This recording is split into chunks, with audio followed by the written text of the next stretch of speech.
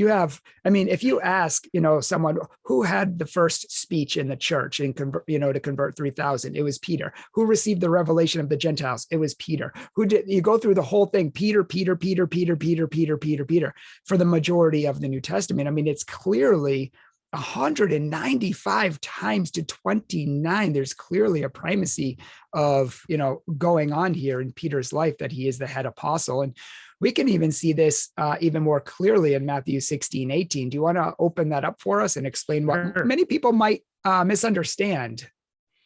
Yeah. So Matthew 16:18, it's so big. I give huge. two chapters to it in the book, but I purposely situate them towards the end of the book for the simple reason that I think you can make the Catholic case for the papacy without Matthew 16. I think it's often we put all of our eggs in that basket. And so if a Protestant isn't convinced by that, well, you need to have some other places to look. But moreover, it's a really confusing passage, right? It has all this imagery about the rock, the binding and loosening, the keys. What do all of these things mean? Understandably, people get mystified by this and say, well, I'm not totally persuaded by any one interpretation. So I would say that at the outset, don't understand this to be the exclusive Catholic case. We haven't even touched on a lot of the other kind of angles that I look at in the book. But this is nevertheless. And if you would like to, we can, if you think there's some other important angles. Otherwise, we can just let people read it. I think people can just read the book. I'm not saying that as any kind of criticism of the interview at all. Just to say that I think sometimes from an apologetic perspective, we can make it sound, and you kind of alluded to this at the outset, that people can think, well, everything comes down to this one verse. And not only to this one verse, but everything comes down to, well, how do we understand who the rock is when Jesus says upon this rock? Right. It's clearly Jesus, because the whole Bible talks about Jesus being the rock, and the Catholics have just changed that to fit their own narrative, right? Right. No. So when we're talking about this, I'd say a couple of things. There's a few things to keep in mind from kind of the bigger picture perspective, even from Matthew 16, which is that however you understand well, you know what, let me step back, because some listeners may not know what we're talking about here. Jesus brings the disciples away to Caesarea Philippi, which is totally the wrong direction of all the rest of his ministry. And he asks them two questions. Who do men say that I am? Or actually, who do men say the Son of Man is? And then he says, who do you say that I am? And then Peter then says, you are the Christ, the Son of the living God. And that's really an important passage, because Jesus then says to him, blessed are you, Simon Bar-Jonah, for flesh and blood has not revealed this to you, but my Father who's in heaven. And I tell you, you are Peter, which means rock. And upon this rock, I'll build my church, and the gates of hell will not prevail against it. And then he says that he'll give him the keys of the kingdom of heaven, and whatever he binds on earth will be bound in heaven. Whatever he looses on earth will be loosed in heaven. Now, there's a few things that are worth noting there. First, the context here is a personal blessing. And to see what that means, look to the rest of the Old Testament. Like when Abraham is blessed by God and his name is changed to Abraham. You have here a similar structure. There's a blessing and a name change, in particular promises being made to Peter. Saul and Paul. Yeah. Well, Saul and Paul, there's not a covenantal kind of blessing. There's certainly a name change, which shows there's an important change in status. But this is more like Jacob to Israel or Abraham to Abraham, where there's there are promises being made. And in conjunction with those promises, there's a change in name. And so that would be what I would suggest is the first kind of lens through which to understand the passage. That whatever's being said here is being said to Peter. So like Martin Luther will say that the rock here is Jesus, and then Peter's a rock, and since he's built on the rock, so we're all Peters. And the problem with that is Jesus only changes the one guy's name. He doesn't change all the other apostles' names. And Peter's not even the first to confess him as the Christ. If you go back to John 1, you'll see plenty of other people doing that. And Jesus doesn't change any of their names. And so anything that kind of strips Simon of being kind of the recipient of the blessing misses it. In the same way that if we say, God promises Abraham that he'll have children as numerous as the stars because of his faith, if we strip Abraham out of that, where it just becomes like, if you believe in God, you'll have a lot of kids, then we've totally missed the particular nature of the blessing. A blessing is given to someone. It's not just kind of generic in this context. Some blessings are generic, like the Beatitudes, but these blessings are particular, singled out by name, signified by invoking them by name, changing their name, and so on. And so that's important to understand. Like, we are talking about Peter here. And so when someone gets to the phrase "upon this rock," after Jesus has just changed Simon's name to Rock, and says, well, maybe the rock means all believers or faith or confession, I think they're just misunderstanding what a blessing means in the Old Testament context. But nevertheless, you could take that understanding and still come to the conclusion the papacy is true by just continuing to read on, because then Jesus says, I will give you, and this is you singular, this is to Simon Peter without any ambiguity, I will give you the keys of the kingdom of heaven. And wherever you bind on earth will be bound in heaven, and wherever you loose on earth will be loosed in heaven. Now, we find binding and loosening also given to the church in Matthew 18. There are two ways of understanding that. One way is to say that basically what Jesus gives to Peter, particularly in Matthew 16, he then nullifies basically by giving it to everyone in Matthew 18. He just got like the pre-release, like the person who gets the iPhone a week early or something like that. That I think is a weak understanding, right? Because why include that in Matthew 16? Why would Matthew, writing well after the fact, think it's important to include both promises? And the better understanding is that, well, the church is infallible collectively, see ecumenical councils and the Sensus Fidelium, and Peter is infallible as well, distinct from the infallibility of the church. That these are two modes in which the binding and loosening operates. And so it makes sense for Jesus to spell out both of these modes by the dual promises to Peter and to the church collective. And that, I think, does justice to the scriptural text and to the use of both promises. And then connected with that is the gift of the keys. We don't see anyone else given the keys, just Peter. So I think to understand this, it's important to look to the Old Testament again, but here to Isaiah 22, because this imagery of the keys, we find this in the gift to Eliakim, the son of Hilkiah. And in that context, he's told that he's going to be clothed with a robe and a girdle will be put upon him, and the authority of Shebna, who's being deposed, is going to be put into his hand, and that he'll become a father to the inhabitants of Jerusalem and to the house of Judah. So it's this notion of an administrative and even royal kind of authority, as well as a priestly authority. Look at that imagery of like the girdle and the robe. And there's some really interesting stuff I kind of explored in the book, that this is a weird mix of royal and priestly imagery being ascribed to Shebna, or excuse me, to Eliakim. And there's a researcher from the University of Copenhagen by the name of Paulson who explores all this stuff in greater depth, but it tells us something about the role that Eliakim had in the Old Testament, but also, of course, about what is being promised here to Peter in Matthew 16. And so we get a sense of this in 2 Kings 18. When the enemies of Israel approach and they demand to speak to the king, Eliakim comes out. Now, Eliakim is not the king, but he's the representative, or we would say the vicar of the king. And so likewise, the Pope isn't the King of Kings and Lord of Lords. He's not God. He's not Christ, but he is the vicar of Christ. And that's what it means to give the keys of the kingdom. That concretely, Eliakim was the master of the household, the major domo, that kind of idea, the palace administrator.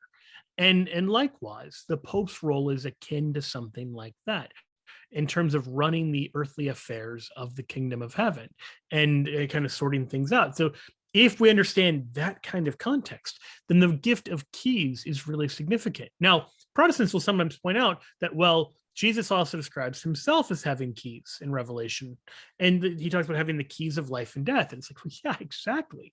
Because keys are this image of authority, that having conquered death, he has the keys of life and death. He has the authority of it. So if you get that keys are an image of authority, then to say that he's giving the keys of the kingdom to Peter, and there's no ambiguity. He doesn't say, I'm going to give the keys to myself. We don't have to say who's he giving it to in the same way we might ask, who's the rock? Well, he's giving it to Peter quite explicitly. And that's the only person he's seen giving these keys to. Well, that tells us about Peter's unique role in a really easy to kind of establish and hard to miss sort of way. Right. So, in Matthew 18, we have all the apostles receiving the power to bind and loose. They have authority from Christ to run the church in his stead and to be guided by him.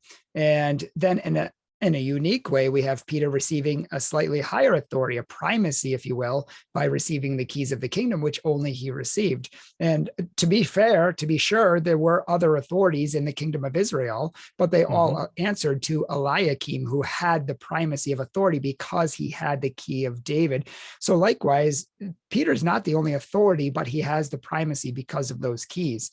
And did you want to say something on that? Yeah. I was going to say there's like we can talk about a loose sense in which the other apostles share in the keys, but Sure. not in like it. That's a less biblical way of understanding it than just to say Peter has them, they weren't given them. And so, in as much as we understand the keys as an image of authority, we don't want to deny that there is a legitimate authority the other apostles have. And so I want to say that just to be like very fair to, I don't want to exaggerate the role of Peter, but I do want to say Peter's given something pretty clearly here.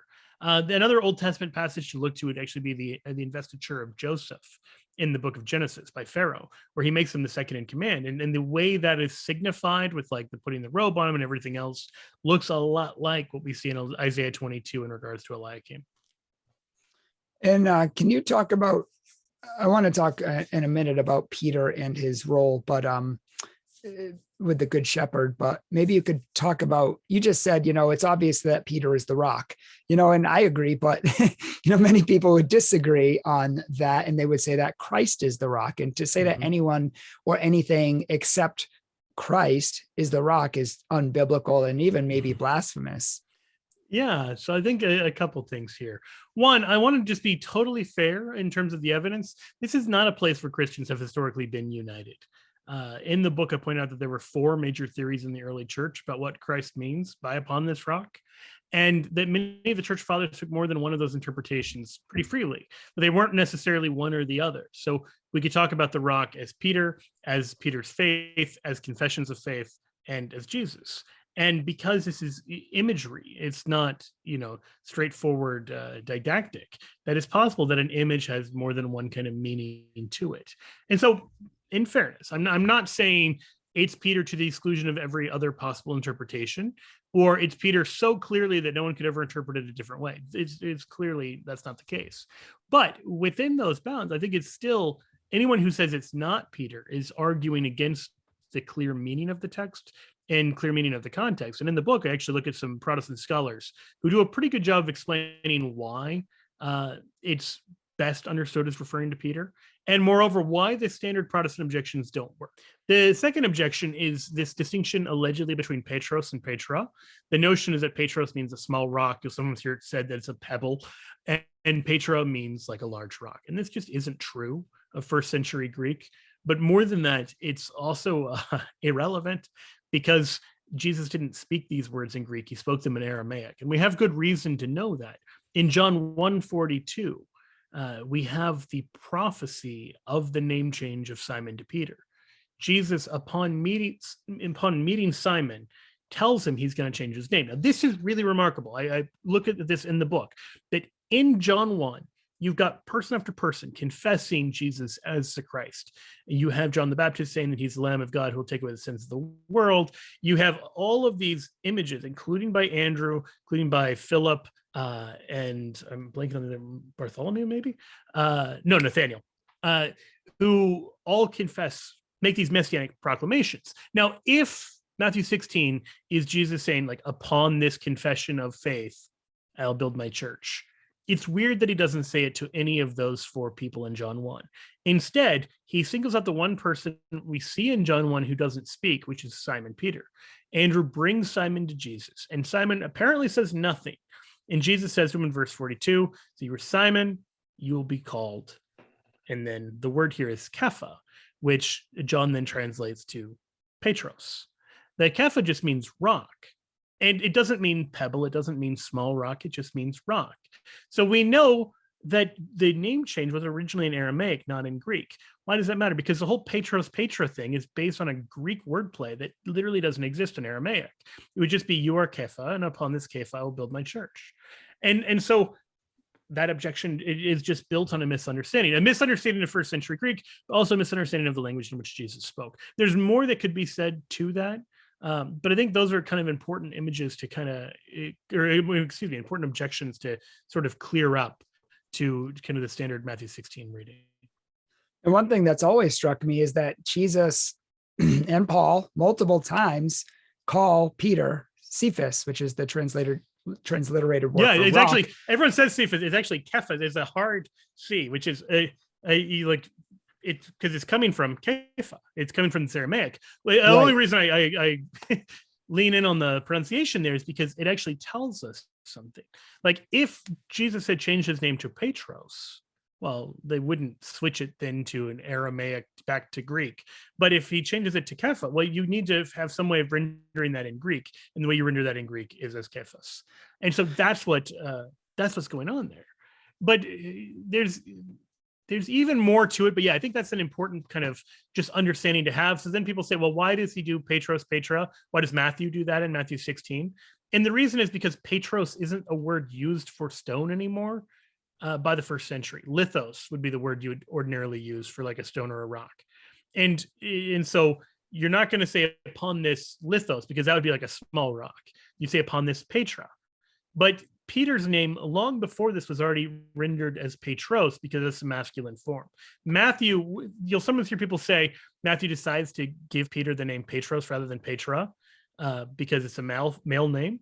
That's a little inaccurate because by the time Matthew's written, Peter is already written in Greek, describing himself or, addressing himself as Petros. So we already know that Petros was the standard version of Peter's name, and Petra is the standard way of saying rock. So this was not really a choice for Matthew. There was no way he couldn't do Petra because that would be confusing because Peter already has a different name. He couldn't do Petros because Petros isn't a word that was being used. You won't find that word used in New Testament Greek with the exclusion of referring to Peter's name. Thank you. So much you could say about that. So much I could say about that. So much good content. It's just so much. It's so deep. It's so wide. It's not just oh, it's this and it's that. But maybe before we end, I would love to hear what you have to say in regard to Peter being singled out by Christ to lead in different ways. For example, strengthening his brothers in Luke, or being the good shepherd, as you had mentioned previously at the Gospel of John. Yeah, one of the kind of classic ways we misunderstand the papacy is by imagining just like a hierarchy of power, and we live in an age that's obsessed with power and interprets things through like a hermeneutic of power. And that's just a really bad understanding of the papacy. In the same way that, I know you and I are both fathers. If we understood our relationship to our children as like, I have power over you and I can make you do what I want, we're going to be bad dads. That rather here's this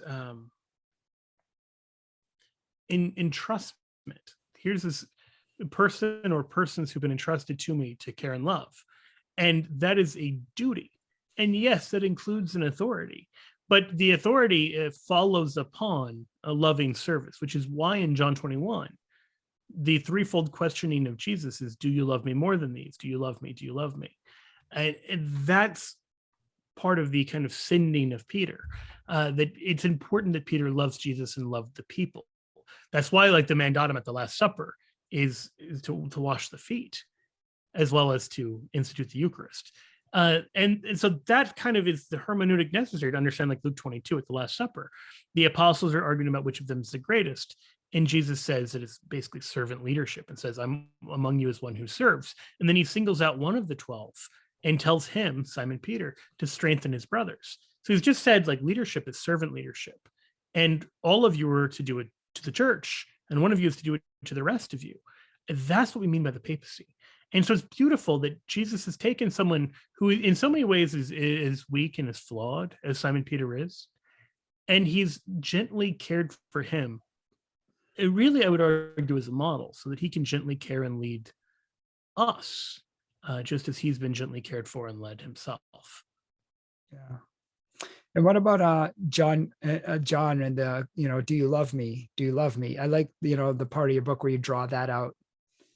Yeah, well, so there's a lot that could be said there. Is. Well, I guess let's summarize. Yeah, which angle do you want to go with it? Do you have something in particular? I'd be happy to kind of explore it, but I don't want to belabor it, I suppose. No, it's fine. Just it almost seemed to me like you were saying that Jesus was almost kind of like he was training the apostles to continue his ministry after he left. He almost was training Simon Peter, raising him up for a special, unique role. Yeah. So in John 10, you have what appears to be a prophecy that there will be one flock with one shepherd. And the obvious way people have read that is that the one shepherd is Jesus. But I think there's a misreading perhaps going on there. If you read John 10 carefully, there's two back-to-back images being used. Again, think about Ephesians 5, where Paul puts together these two images that don't quite go together. Husband and wife, head and body. And then in John 10, you have two parables, basically. Jesus has the gate for the sheep, and those who don't come in by the gate aren't the true shepherd. And the true shepherd is the one who does come in by the gate. Well, you might think the true shepherd there is going to be Jesus, but it's not. Jesus says, I'm the gate. And so the true shepherd is going to be one who is called by Christ. And so then Christ goes on to say he's also the good shepherd. So he's both the model shepherd and the one who will call the shepherds. The backdrop to all this is the prophecy in Jeremiah, where he says, I will give you shepherds after my own heart. And that this is like, we're promised shepherds after the heart of Jesus. Well, how do we know who are these shepherds and not? Well, through this kind of institutionalized mechanism that Christ himself will call shepherds. And there will be one shepherd in particular that he calls. And so that I think is helpful in understanding John 21, in which the entire flock is entrusted to Peter in a way that we do not see the entire flock being entrusted to any other individual apostle. I've seen Protestants respond to John 21 by saying, well, all of the apostles are entrusted to care for the flock. You won't find a parallel text saying like, Andrew, I want you to feed my flock. Or St. Paul, I want you to feed my sheep. There's nothing like that with the other 12, with St. Paul, with any of the other leaders in the early church. Peter is being entrusted with the whole flock. And to get there, you have to understand that John 21 is not the reinstatement of Peter, that Peter never lost his apostleship. And I'm going to leave all of that aside and just say, read the book if you're interested in finding out why. But that if you don't view John 21, this threefold affirmation, as being about Peter being restored to apostleship, then Peter seems to be being commissioned to do something above and beyond what he was already commissioned to do as an apostle. Yeah, it's all good. People, please, if you haven't already, just click the button on the Catholic.com website /shop. You'll find this book, Pope Peter. And if you haven't bought it already, do so. It's fantastic. This is his newest book as well. The early church was the Catholic Church. And it goes through the entire history of how the Catholic Church was the early church, and it shows it. And so I highly recommend this book. There's so much more information, so many more parallels, so many more extrapolations, things you just pull out from the text of the Gospels and history that just can't be done unless you do like a 3-hour podcast or something like that, which we don't have time for. So, but I do want to thank you for joining us on our show today and sharing with us this information. Oh, my pleasure. Thank you so much for having me. Where can people, find out about you? That's a good question. I have a blog, shamelesspopery.com. I work for Catholic Answers, so I regularly am doing stuff at catholic.com. You can also add me on Facebook, Joe Heshmeyer. But yeah, I'm sort of just appear in the wild occasionally and just have like some new thing I'm sharing. So great. Yeah, thank you. And for anyone else, I will link these books down below, and I will link our former interview with Joe down below, which was a great, fantastic interview. You should all watch it. And for anyone else who has not yet, please subscribe to our channel and please like this video. Feel free to leave a comment and feel free to share it with everyone, because all of these things help to make these videos more popular, and you help us to evangelize and to help get this message out there to the world, which desperately needs it, because there's so many misconceptions. There are so many misunderstandings, and people just don't know. They attack the Catholic Church, but they just don't know better. They've heard things from other people, but they haven't fact checked them themselves. And those people heard things from other people who, and it just goes on. And if you read this book and you see what the Protestant reformers said and a lot of what the top Protestant scholars say, you're like, how could they even say such things? And it's very interesting how he takes these and then answers them. So please definitely check those out and see down below to see our description sections, to see our social media, if you would like to follow us, and if you would like to support our ministry. It's all down below. Keep us in your prayers as we are always praying for you. God bless you all.